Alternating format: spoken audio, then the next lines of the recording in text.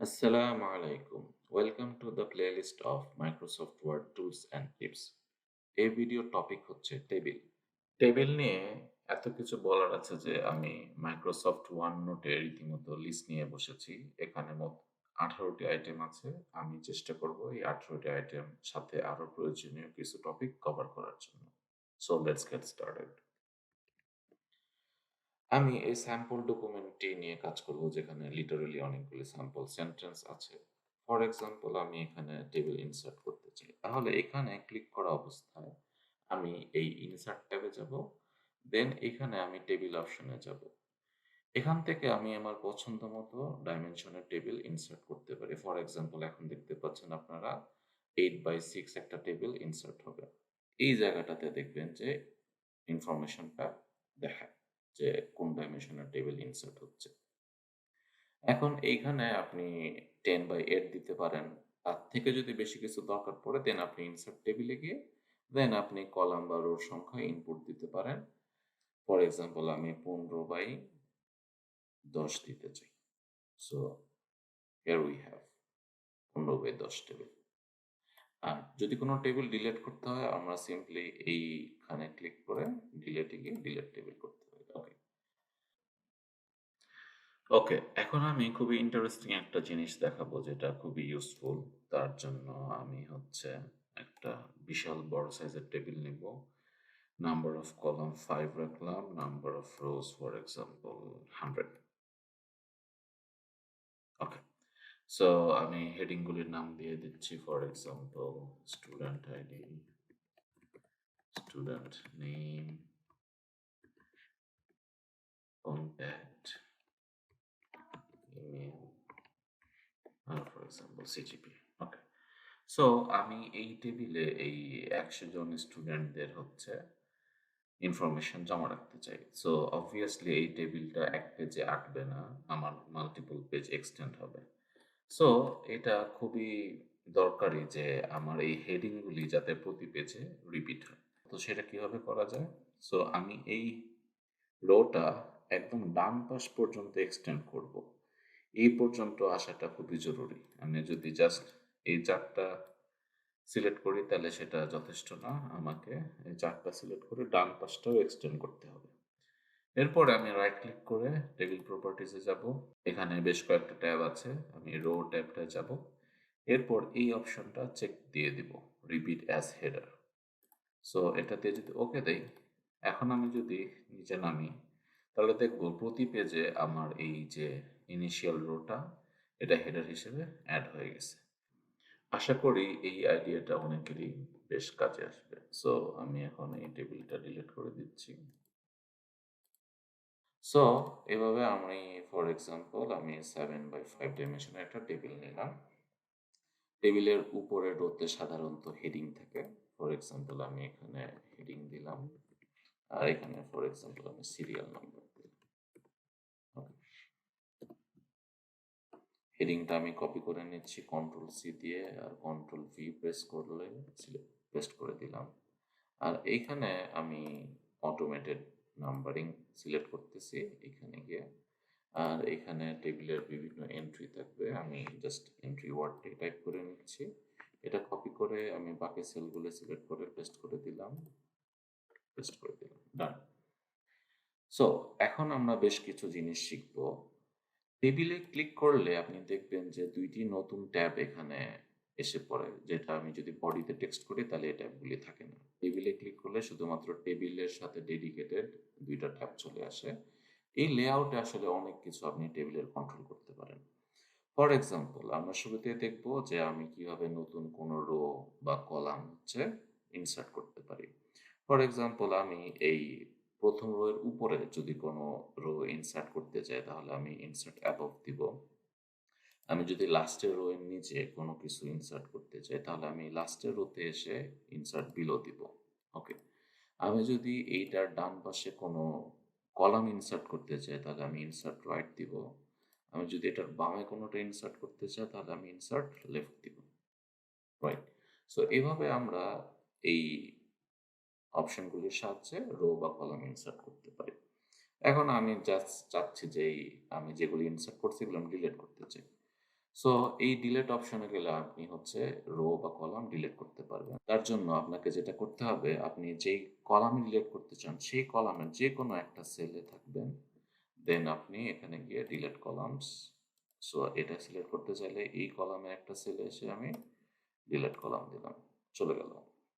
Similarly রোর ক্ষেত্রেও same জিনিস প্রযোজ্য। যেই রো আমি ডিলিট করতে চাই, ফর এক্সাম্পল এই ২টা রো যদি আমি ডিলিট করতে চাই, তাহলে এই ২টার সেল সিলেক্ট করে আমি হচ্ছে ডিলিট রোজ দিব। সিমিলারলি এটা ডিলিট করতে চাইলে ডিলিট রোজ দিব। ওকে।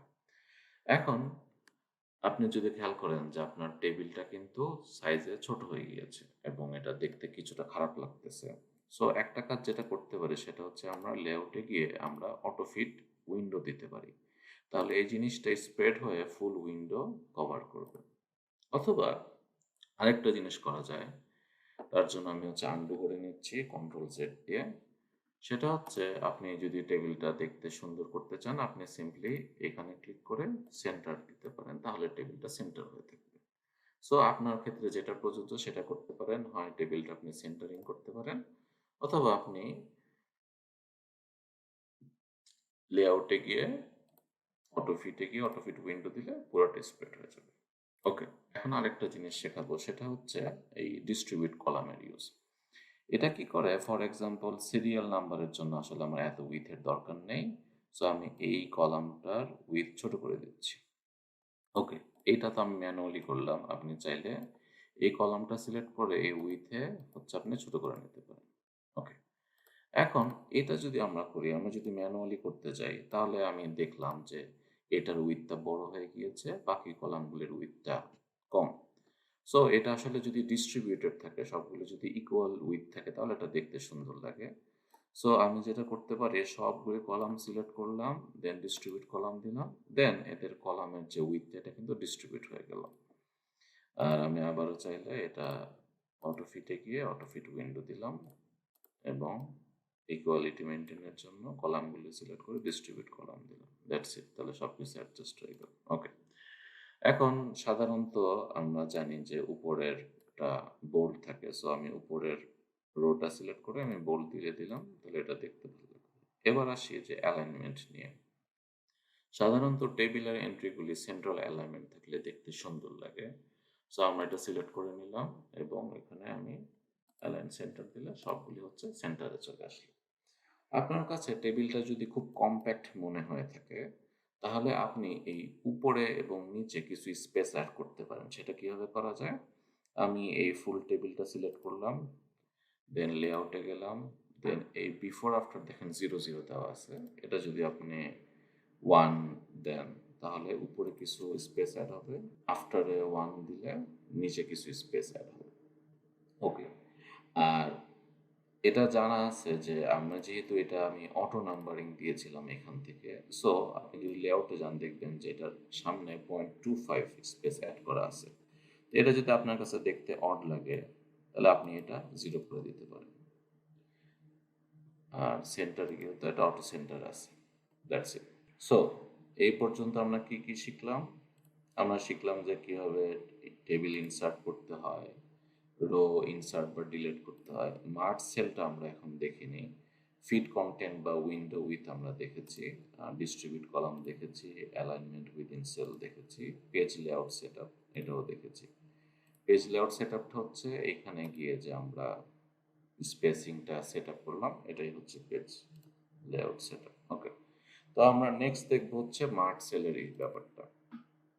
তো তার জন্য আমি একটা এক্সাম্পলের মাধ্যমে এটার অ্যাপ্লিকেশনটা দেখাতে চাই। ফর এক্সাম্পল আমরা ই টেবিলটা বানাইতে চাই। সো আমি এটা স্ক্রিনশট অ্যাপের মাধ্যমে এটা কপি করে নিচ্ছি, এখানে পেস্ট করে নিচ্ছি। স্ক্রিনশটের জন্য আমি লাইটশট সফটওয়্যারটা ইউজ করি, যেটার উপর একটা ভিডিও আমি ইতিমধ্যে পাবলিশ করেছি। এই ভিডিও ডেসক্রিপশন বক্সে সেটার লিঙ্ক দেওয়া থাকবে, আপনারা চাইলে দেখে নিতে পারেন। সো এখানে যদি আমরা দেখি যে আমার তাহলে কয়টা রো বা কলাম লাগবে, তো এখানে আমার কলাম লাগবে 1টা 2টা 3টা 4টা 5টা 6টা 7টা। আর যদি রো কয়টা লাগবে দেখি, রো লাগবে হচ্ছে 1টা 2টা 3টা 4টা 5টা, তো 7/5 একটা হচ্ছে আমার টেবিল লাগবে। ওকে, সো আমি ইনসার্ট টেবিলে গেলাম, 7/5 গেলাম। ওকে, সো এখন আমি দেখতে পাচ্ছি যে এই কয়েকটা সেল হচ্ছে মার্জ করতে হবে। সো আমি যেটা করতে পারি, এই কয়েকটা সেল সিলেক্ট করলাম, নিচে একটা রাখলাম, লেআউটে গেলাম, এই যে মার্জ সেল অপশনটা আছে এখানে সিলেক্ট করলাম। সিমিলারলি উপরের রো এর সবগুলি সেল মার্জ হবে, মার্জ।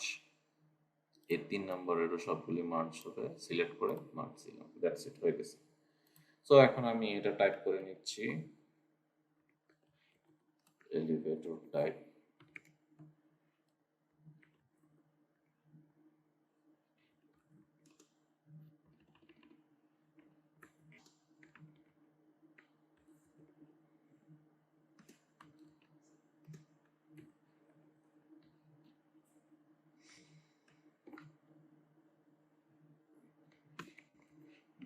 ওকে, সো টেবিলের ক্ষেত্রে একটা টিপস হচ্ছে যে আপনি যদি এক্সেল থেকে আরেক সেলে যেতে চান, আপনি সিম্পলি ট্যাব প্রেস করে এক্সেল থেকে আরেক সেলে মুভ করতে পারবেন। যে আমি সিম্পলি ট্যাব প্রেস করতেছি। ওকে, সো এখানে কিন্তু আবার এই দুইটা দুইটা করে হচ্ছে মার্জ হবে।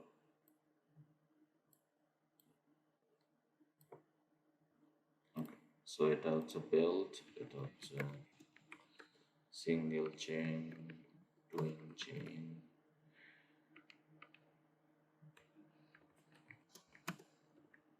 টাইপ অফ বাকেট,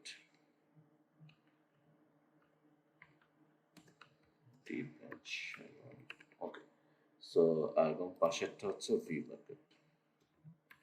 এবং আমরা জানি এটা হচ্ছে জাস্ট সিম্পলি কপি হবে। সো আমি এই দুইটা কপি করলাম, এটা সিলেক্ট করে পেস্ট করে দিলাম, এটা চলে আসলো। আর এখানে আসলো হচ্ছে ফ্যাক্টর। ওকে, এখানে দেখেন জিনিসটা কিন্তু ইটালিক ফর্মে, আসলে ইকুয়েশন ফর্মে লেখা হয়েছে। সো আমরা চাইলে কিন্তু এখানে ইকুয়েশন অ্যাড করতে পারি। শর্টকাটটা হচ্ছে alter plus, so K underscore 1। Okay, so এখানে আমরা ইন্টিগ্রাল দিয়ে নিচ্ছি 2.5 to 1.5, 1.25, 1.5, 1.25। ওকে, সো আমরা যদি হুবহু এটার মতো বানাতে চাই, তাহলে আমরা দেখতেছি আমাদেরকে এটা বোল্ড করতে হবে, এটা বোল্ড করতে হবে। এবং আমরা যদি খেয়াল করি সবগুলি কিন্তু আমরা যেটা বুঝতে পারতেছি সেন্ট্রাল অ্যালাইনমেন্টে আছে। সো আমরা যদি যাই, লেআউটে গেলাম, সেন্ট্রাল অ্যালাইনমেন্টে চলে আসলাম। ওকে, এখন সবগুলি কিন্তু আসলে সেন্ট্রাল অ্যালাইনমেন্টে না। এটা যদি আপনি খেয়াল করেন, এটা কিন্তু উপরের দিকে আছে, রাইট? সো এটা আসলে এটার থেকে এটা বেশি অ্যাপ্লিকেবল। সরি, এটা না, এটা সেন্ট্রাল অ্যালাইনমেন্ট এইটা। সো এই সেলে সিলেক্ট করে আমরা এটা দিলাম। সো আমাদের এটা মোটামুটি হচ্ছে চলে আসলো। আচ্ছা, যেটা বুঝলাম যে এখানে স্পেসটা একটু বেশি, এটা হয়তো বা পরেরটাতে নামিয়ে দেওয়া হয়েছে, রাইট? ওকে, সো আমি যদি এগুলি কলামগুলি ডিস্ট্রিবিউট করতে চাই, আমি ডিস্ট্রিবিউট দিয়ে দিতে পারি, তাহলে হচ্ছে সবাই সমান পরিমাণ স্পেস পাবে। That's it. সো এই এক্সাম্পলের থ্রুতে আমরা কয়েকটা জিনিস শিখলাম। সেটা হচ্ছে আবার সেল অ্যালাইনমেন্টের একটা অ্যাপ্লিকেশন দেখলাম, যে সবসময় কিন্তু সেন্টার না থাকতে পারে। সো আমাদের ক্ষেত্র বিশেষে বিভিন্ন অ্যালাইনমেন্ট ইউজ করতে হতে পারে। আর নেক্সট শিখলাম হচ্ছে কিভাবে ইজিলি মার্জ করা যায়। ওকে, সো আমাদের মার্জ সেলটা শেখা হয়ে গেছে। এবার আসে বর্ডার নিয়ে। বর্ডার শেখার জন্য আমরা আরেকটা রেডিমেড টেবিলের হেল্প নিব। ফর এক্সাম্পল, এই পাওয়ার পয়েন্ট স্লাইড থেকে আমি এই টেবিলটা কপি করে নিচ্ছি। সো এটা কন্ট্রোল সি তে কপি করে নিলাম, আর ফর এক্সাম্পল এইখানে আমি এটা পেস্ট করলাম। ওকে, অনেক ক্ষেত্রে আমরা এই সিচুয়েশনের সম্মুখীন হই, যখন আমরা একটা জিনিস কপি পেস্ট করি তখন দেখা গেছে যে এটা ফিট করে না। সো আমরা এই টেকনিকটা অলরেডি শিখছি, যে আমরা যদি অটো ফিটে যাই, উইন্ডোতে যাই, জিনিসটা অটোমেটিক অ্যাডজাস্ট করে ফেলে। এবং এইটার উসিলায় আমরা আসলে অনেক কিছু শিখতে পারবো।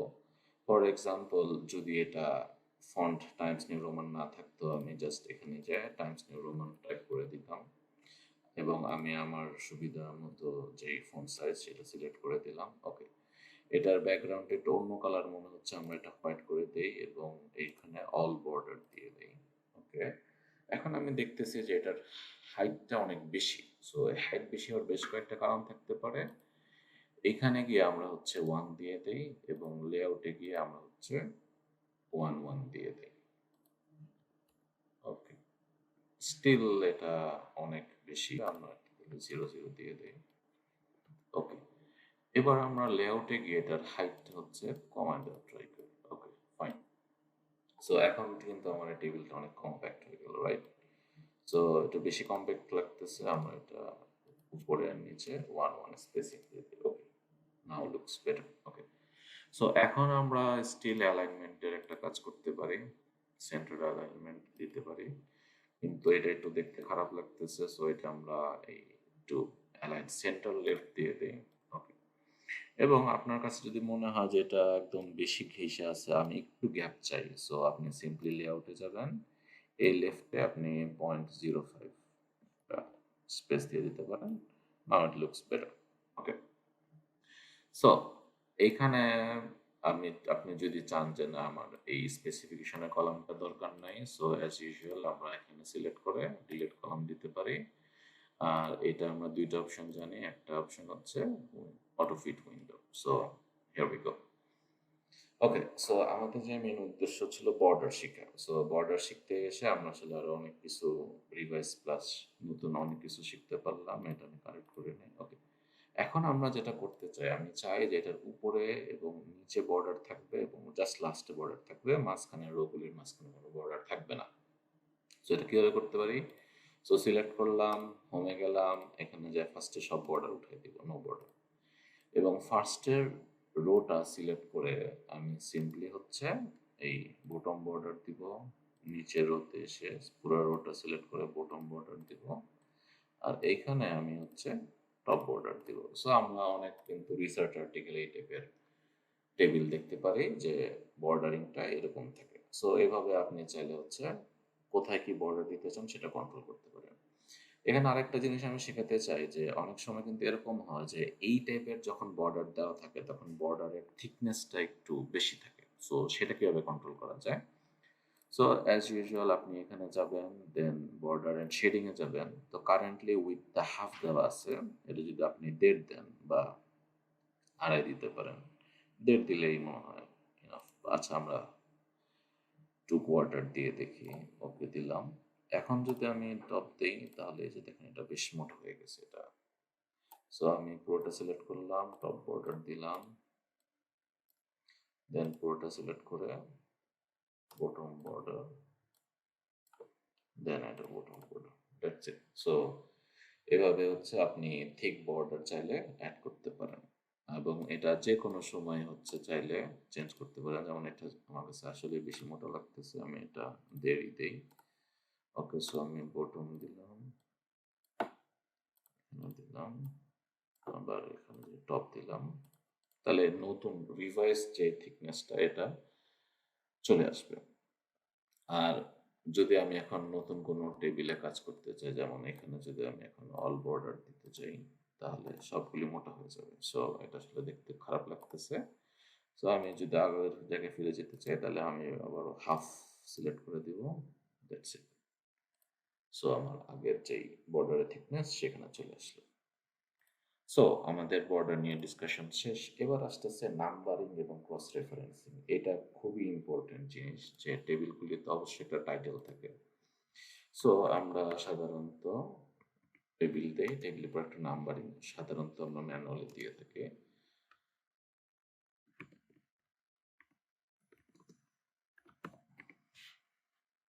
রেফারেন্স টেবিল 1, এটার নাম দিলাম ফর এক্সাম্পল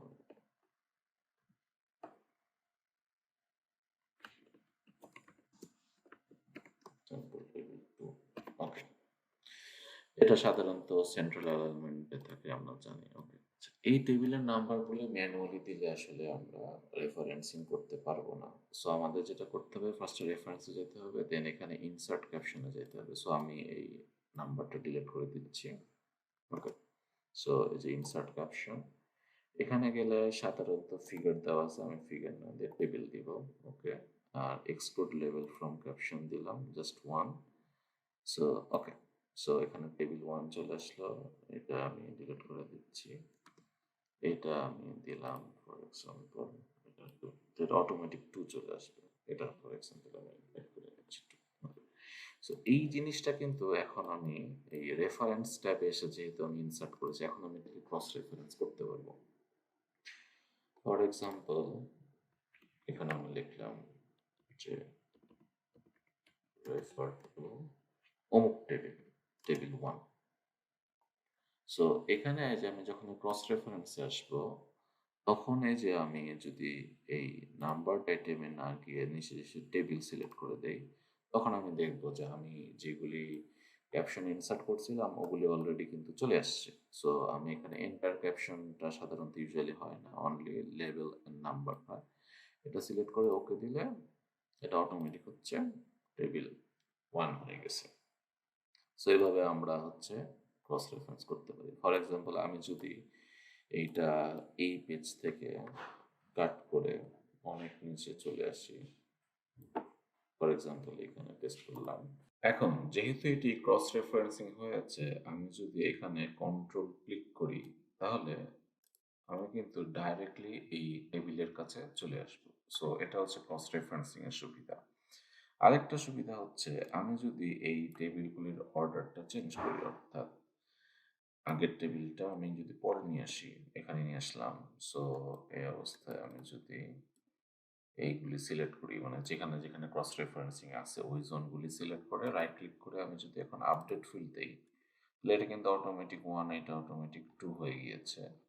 এবং আমি নিচে যেটা কাট পেস্ট করেছিলাম এইটা, এখানে যদি আমি রাইট ক্লিক করে আপডেট ফিল্ড দিই, এটা অটোমেটিক টেবিল 2 হয়ে গেছে। এবং এই অবস্থায় আমি যদি এখন কন্ট্রোল ক্লিক করি তাহলে এটি টেবিল 2 এর দিকে ডিরেক্টেড হবে। সো নাম্বারিং এবং ক্রস রেফারেন্সিং এর সুবিধা হচ্ছে টেবিলগুলি অটোমেটিক সিকোয়েন্সিয়ালি নাম্বারিং হবে।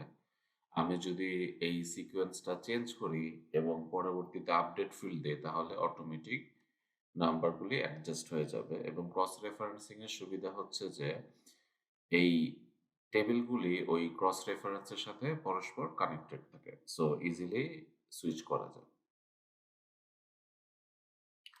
ওকে, সো আমাদের নাম্বারিং এবং ক্রস রেফারেন্সিং শেষ।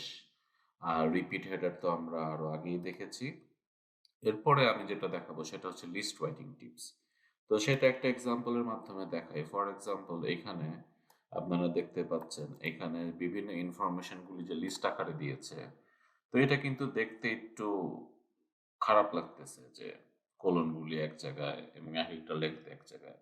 সো এটা আমি দেখাবো যে কিভাবে টেবিলের সাহায্যে এই জিনিসটা খুব সুন্দরভাবে তৈরি করা যায়। তো তার জন্য আমি স্ক্রিনশট নিয়ে এটা আমি কন্ট্রোল সি দিয়ে কপি করে নিচ্ছি। দেন আমি টেবিলটা ডিলিট করে দিই।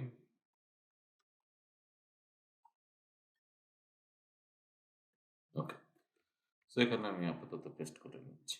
ওকে, এটার সাইজটা আমি একটু ছোট করে নিই। ওকে, ডান। সো এটা আমি কিভাবে করতে পারি? তো শুরুতে আমি উপরের ওয়ার্ডটা লিখে নিচ্ছি। ডান। সো এখন আমি যে কাজটা করব, এখানে আমি ৩টা কলাম তৈরি করব। সো আমি সবগুলি তৈরি করব না, জাস্ট কিছু স্যাম্পল দেখাবো। আমি ৩টা কলাম তৈরি করলাম। দেন এই পাশে আমি হেডিংগুলি দিব রোলার ডায়া, দেন রোলার লেংথ,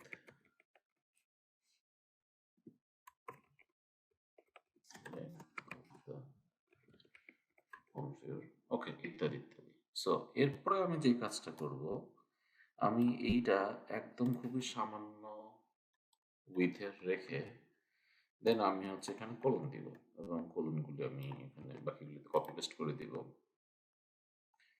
আর এইখানে আমি হচ্ছে ভ্যালুগুলি দিব 2.5 ইঞ্চ,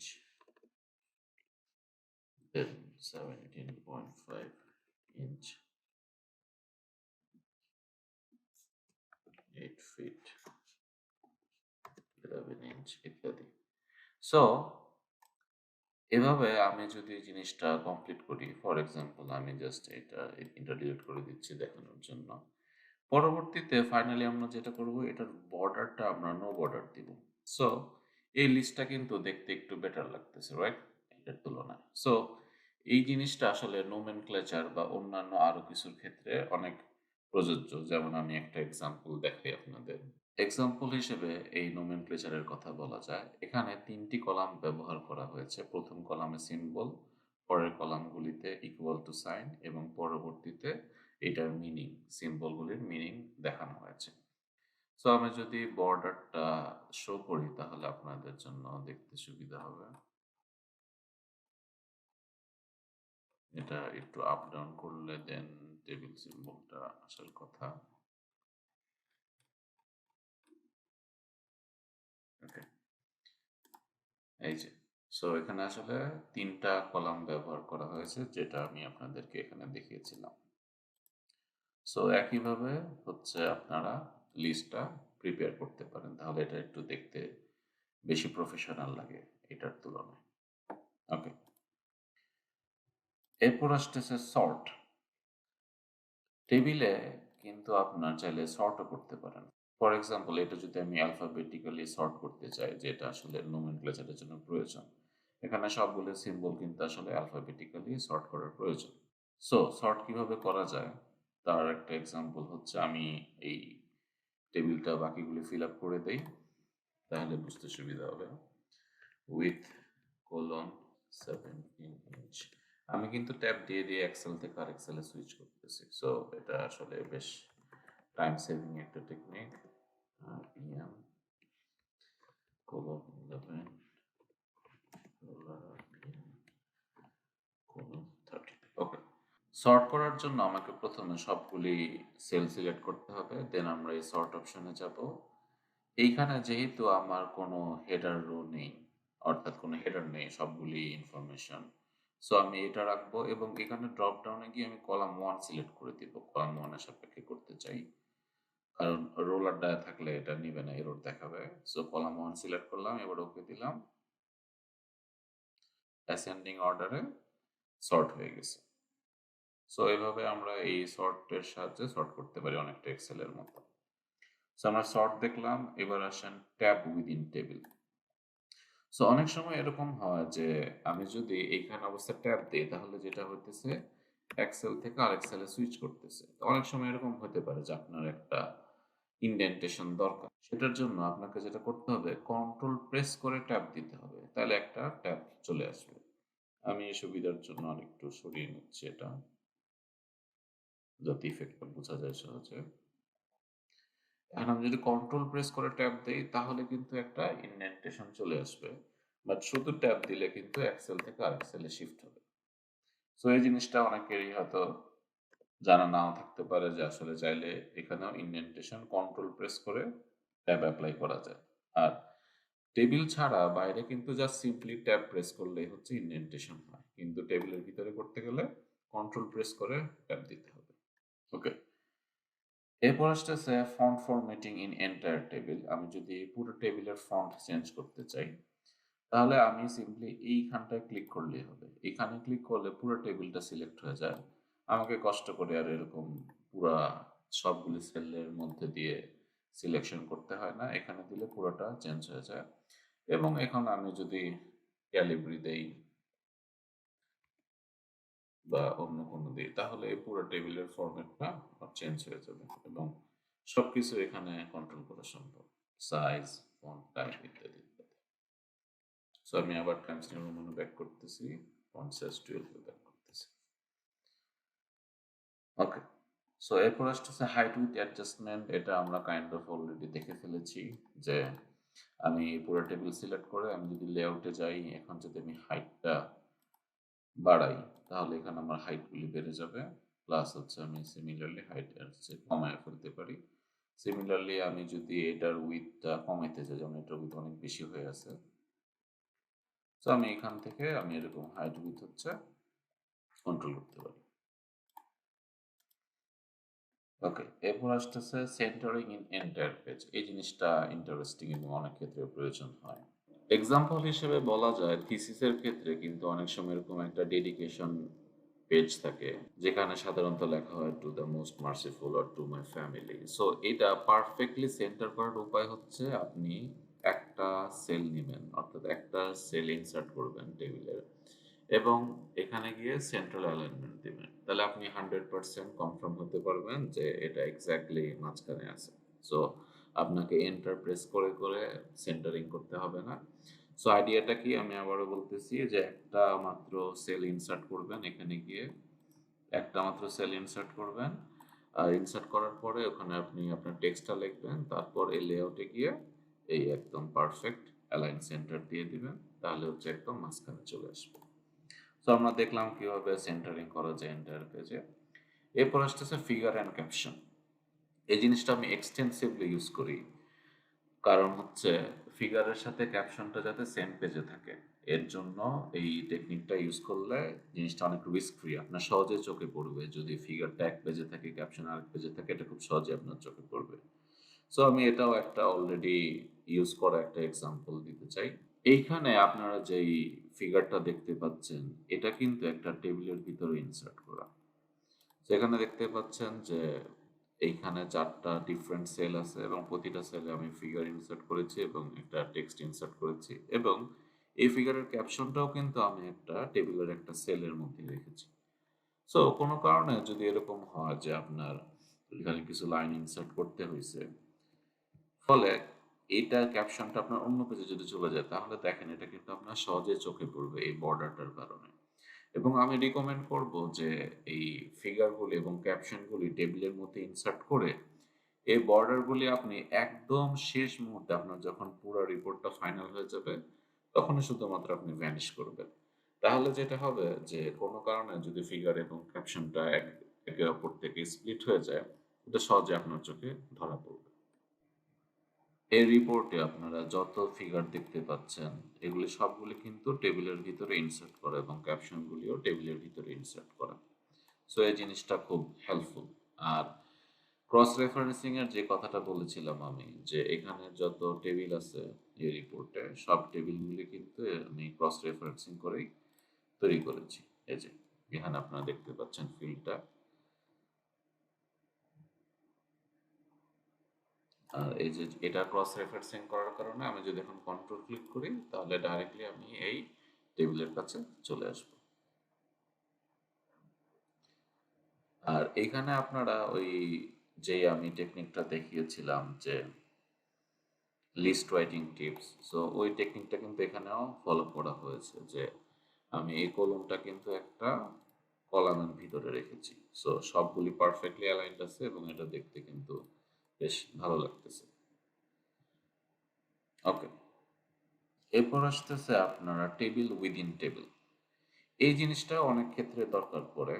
ফর এক্সাম্পল আমার থিসিসে এটার দরকার পড়েছিল। যেমন এই যে টেবিলটা, এখানে কিন্তু একটা বাবল প্লট দেখতে পাচ্ছেন, যে বিভিন্ন আইটেমগুলি একটা বাবল দিয়ে ইন্ডিকেট করা আছে। আমি প্রত্যেকটা আইটেমের ডিজাইগনেশন দিতে চাই। সো এইখানে কিন্তু আপনারা যে টেবিলটা দেখতে পাচ্ছেন, এটা কিন্তু আরেকটা টেবিলের ভিতরে। আমি যদি এটার বর্ডারটা শো করি, তাহলে আপনারা দেখতে পারবেন যে এখানে আসলে 2টা ডিফারেন্ট সেল ছিল।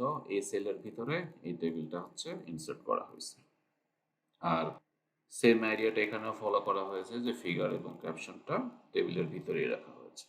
এবং রিপোর্ট যখন কমপ্লিট হয়ে গিয়েছিল, তখন হচ্ছে আমি সিম্পলি এটা বাইরের যে টেবিলটা, এটা হচ্ছে নো বর্ডার করে দিয়েছি। সো ভ্যানিশ হয়ে গিয়েছে। আর এই ইনার যে টেবিলটা, এটা আমি বর্ডারটা রেখেছি। ওকে, আর ফাইনালি আসতেছে list of table as front matter. আমরা কিন্তু ইতিমধ্যে নাম্বারিং এবং ক্রস রেফারেন্সিং এর সুবিধা দেখেছি, এবং আমি এখন দেখাবো যে নাম্বারিং এবং ক্রস রেফারেন্সিং মেনটেন করলে এই list of table as front matter কতটা সহজ হয়ে যায়।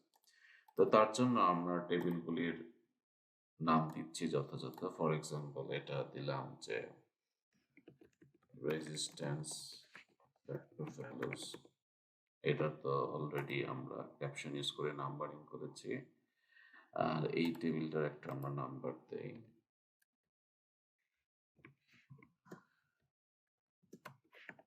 ফর এক্সাম্পল নাম দিলাম প্রসেস প্ল্যান। সো আমরা যেটা করতে হবে সেটা হচ্ছে reference insert caption table export level from caption just. Okay, done. এরপরের জাস্ট টেবিলটার নাম তো অলরেডি দেওয়াই আছে, আমরা জাস্ট খালি ক্যাপশন দিচ্ছি। ওকে, এরপরেরটারও সিমিলারলি আমি ক্যাপশন অ্যাড করে দিচ্ছি। ওকে। এখানে আমরা যদি খেয়াল করি যে এখানে আমরা কিন্তু রিপিট হেডারটা পাই নাই। সো এটা আরেকবার রিভাইজ করা হোক যে আমি এটা সহ ডান পাশে যাব, যে ডান পাশে এক্সটেন্ড করব, দেন রাইট ক্লিক করে table properties, row repeat as header. Okay, তাহলে নেক্সট পেজে যখন যাব তখন হেডারটা অটোমেটিক রিপিট হয়ে যাবে। So it's a good practice actually. Okay, এখানেও আমি ক্যাপশন অ্যাড করে দেই। এখানে কি অ্যাড করা হয়েছিল? ইয়েস, হয়েছিল। ওকে, এইখানে আরেকটা জিনিসের অ্যাপ্লিকেশন দেখায় যে এই টেবিলটা কিন্তু আসলে কম্প্যাক্ট করা যায় চাইলে, কারণ এখানে অনেক রিডান্ডেন্ট স্পেস আছে। সো এটার উপায় কি? আমরা অলরেডি কিন্তু অটোফিট উইন্ডোর অ্যাপ্লিকেশন দেখছিলাম, অটোফিট কন্টেন্টস এটার একটা অ্যাপ্লিকেশন দেখে এটা আমি ক্লিক করলাম। সো এটা মাচ বেটার এখন। সো প্রয়োজন অনুসারে আমরা এই অটোফিটটা ইউজ করতে পারি, autofit content, autofit window. So আমাদের মোটামুটি 5টা টেবিল হয়ে গেছে। I think it's enough. So আমরা জানি যে অনেক সময় কিন্তু আমাদের রিপোর্টে এই list of tables, list of figures এগুলি হচ্ছে অ্যাড করতে হয়। তো আমি ফর এক্সাম্পল ধরলাম আমার এখানে লিস্ট অফ টেবিলস লাগবে। ওকে, ওকে। সো আমি কি করতে হবে? আমাকে রেফারেন্সে যাব, then insert table of figures এখানে আছে। সো আমি চাইলে এই ড্রপ ডাউন মেনু থেকে আমি আমার ইকুয়েশন ফিগার বা টেবিল সিলেক্ট করে দিতে পারি। সো আমি টেবিল সিলেক্ট করে দিলাম, ওকে দিলাম। সো আমি যেহেতু ক্যাপশন ইউজ করে করেছিলাম, এটা কিন্তু অটোমেটিক চলে আসলো এই লিস্টটা। এবং মজার ব্যাপার হচ্ছে আপনি যদি এই লিস্টটায় কোনো কিছু পরবর্তীতে আপডেট করেন, এটা অটোমেটিক এখানে চলে আসবে। ফর এক্সাম্পল আমি যদি এখানে চেঞ্জ করি যে অ্যাপ্রক্সিমেট রেজিস্ট্যান্স ফ্যাক্টর ভ্যালুস, এবং আমি যদি উপরে গিয়ে এইখানে রাইট ক্লিক করি, সিলেক্ট হয়ে গেছে, রাইট ক্লিক করে আপডেট ফিল্ড দেই, এন্টার টেবিল। সো এখানে দেখেন অ্যাপ্রক্সিমেট ওয়ার্ডটা কিন্তু অটোমেটিক আপডেট হয়ে গেছে। সো এটা হচ্ছে এই রেফারেন্সের আন্ডারে ইনসার্ট ক্যাপশন বা ক্রস রেফারেন্স করার সুবিধা, যে আপনার সবগুলি ইন্টারকানেক্টেড থাকবে। So this was our last topic, the list of table as front matter. So এরই মাধ্যমে আমরা এই 18টি টপিক প্লাস আনুষঙ্গিক বেশ কিছু টিপস অ্যান্ড ট্রিক্স শেয়ার করলাম। সো আশা করি এই ভিডিওটা সবার কাজে লাগবে। ভিডিওটি উপকারী মনে হলে ফ্রেন্ডদের সাথে শেয়ার করবেন, and stay connected to Eduate classroom. Thank you.